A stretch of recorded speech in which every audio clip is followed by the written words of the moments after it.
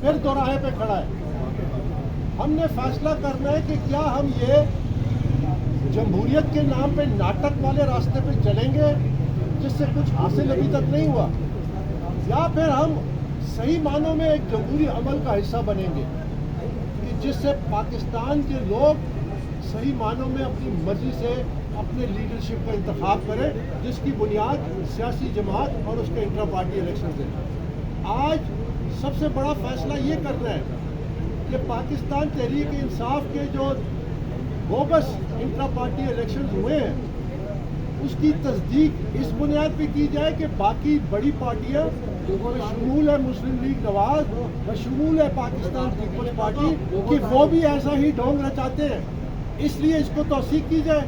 کیا یہ دلیل اب ہمیں پیش کرنے لگ گئے ہیں جو کچھ پی ٹی آئی کے سینئر وکلاء دیتے ہیں؟ وہ آج یہ کہتے ہیں کہ اسی طرح کے الیکشنز ان جماعتوں میں بھی ہوتے ہیں۔ آج المیہ یہ ہے کہ پاکستان تحریک انصاف جس نے ایک ماڈل جماعت بننی تھی، جس نے جمہوریت میں نئے اصول سامنے لاتے تھے جو اسٹیبلشڈ ڈیموکریسی کے اصول ہیں کہ قیادت ورکروں کی منور منت ہوتی ہے، کہ پالیسیز پارٹی کی وہ قیادت بناتی ہے جو منتخب ہوتی ہے۔ آج ہم پاکستان مسلم لیگ نواز اور پاکستان پیپلز پارٹی، ان کو کیا آپ اپنا رول ماڈل سمجھتے ہیں جو آپ یہ بیان دے رہے ہیں؟ اس سے بڑی گمراہی اور کیا ہو سکتی ہے؟ میں 2014 سے میں نے فارن فنڈنگ کیس کیا، اس سے پہلے 2011 میں میرے اختلافات ہوئے۔ میں پہلے دن سے مجھ پہ مختلف قسم کا پروپیگنڈا کیا گیا، مجھ پہ یہ کہا گیا، کبھی کہتے تھے یہ پاناما کی وجہ سے جو کہ 2016 میں آیا تھا، پھر کہتے تھے یہ ایزی لوڈ پہ ہے، وہ جو کہنے والے تھے یہاں کھڑے ہو کے کہتے تھے وہ سارے کے سارے ڈاؤن لوڈ ہو گئے، ان میں سے ایک بھی آپ کو ابھی نظر نہیں آتا پارٹی میں۔ اب مجھے اور طرح کے الزامات دیتے ہیں کہ کسی کے اشارے پہ۔ میں کہنا چاہتا ہوں کہ 3.5 سال آپ نے اقتدار میں رہے، 3.5 سال اس وقت جو آپ اسٹیبلشمنٹ کے بارے میں کہتے تھے کہ اس سے زیادہ ڈیموکریٹک اسٹیبلشمنٹ کوئی نہیں ہے، آپ نے خود کہا کہ ہماری حکومت کے بڑے بڑے فیصلے وہ کرتے تھے، آپ نے خود کہا کہ ہمیں بل اسمبلی میں پاس کرنا ہوتا تھا وہ کروا کے دیتے تھے، آپ نے خود کہا کہ آنریبل چیف جسٹس جو ہے ان کے خلاف جو ریفرنس فائل کیا وہ میں نے نہیں کیا، وہ انہوں نے کیا تھا۔ تو مجھے یہ بتائیے کہ کون کس کے اشارے پہ چل رہا تھا؟ میں تو پہلے دن سے یہ کہتا آیا ہوں کہ میں صرف اللہ کے حکم پہ چلتا ہوں۔ یہ ہماری سوچ پہلے دن سے یہی ہے کہ ہم نے پاکستان تحریک انصاف کو ایک ادارہ بنایا ہے۔ یہ جو بیماری تھی جب آئی میں اس وقت سے اس کے آگے کھڑا ہوں، یہ کینسر پھیلتا گیا ہے، یہ کینسر کا علاج ضروری ہے، اور جب تک اس کینسر کا علاج نہیں ہوگا پاکستان کی سیاست نہیں ٹھیک ہو سکتی۔ وہ کیا؟ جب تک ہماری جماعتیں جمہوریت کو خود نہیں اپنائیں گی۔ وہ کیسے دعویٰ کرتی ہے کہ وہ جمہوری جماعتیں ہیں؟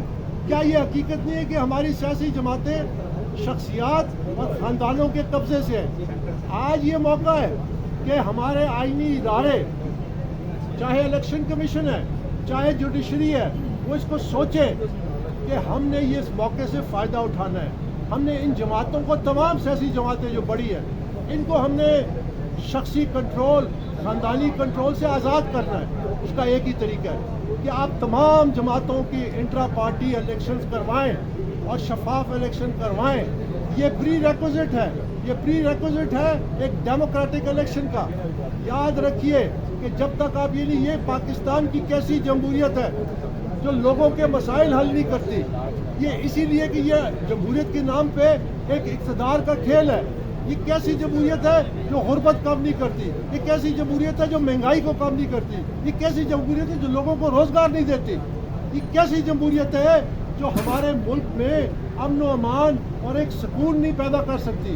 یہ جمہوریت کے نام پہ اقتدار کا ایک کھیل ہے۔ مجھے یہ بتائیے، آج آپ کے سامنے جو لیڈرز ہیں وہ کیا مطالبہ کرتے ہیں؟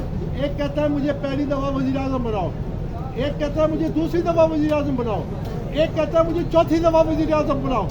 یہ اقتدار کی جنگ ہے، یہ لوگوں کو سمجھنے کی بات ہے کہ یہ اقتدار کی جنگ ہے۔